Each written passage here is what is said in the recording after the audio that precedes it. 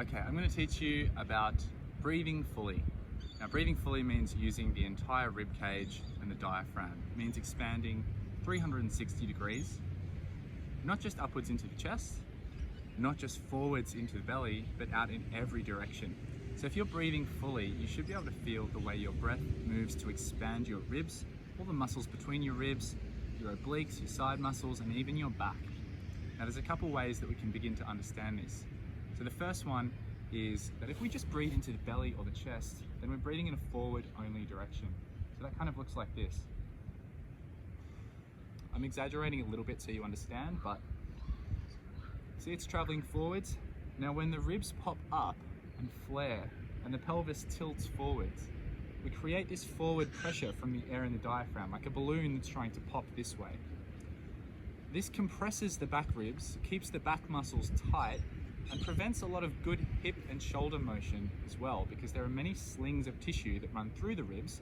When the ribs are stuck at the back, everything else gets stuck too. So to learn about breathing into the back, which is the contrast of front, and therefore find center, what we will do is exhale, shorten down the sternum, squeezing the abs,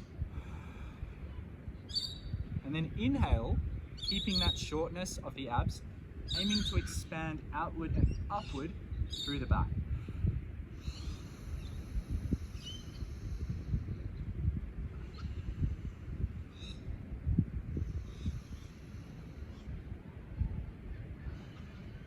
So by keeping the front line tight, not letting this expand, keeping the front ribs down, we breathe in, leaving only one place for the air to go, and that's out and back into the ribs, okay?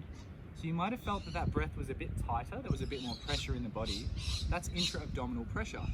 So we understand now that when people talk about creating intra-abdominal pressure to stabilize the spine, or pressure inside of the thorax or the midsection to stabilize the back, it doesn't work if you just breathe forward into your chest or into your belly. You have to breathe back as well in order to get that decompressive, pressurized, stabilizing effect. So we've done forward, we've done back. Now you want to experiment with finding neutral. Okay, so sitting down into the sit bones, nice and tall through the crown of the head. A little bit of activation in the abs, just light, and then breathing in. Maxie, come here. Come here. Come on, quick. Come here. Next.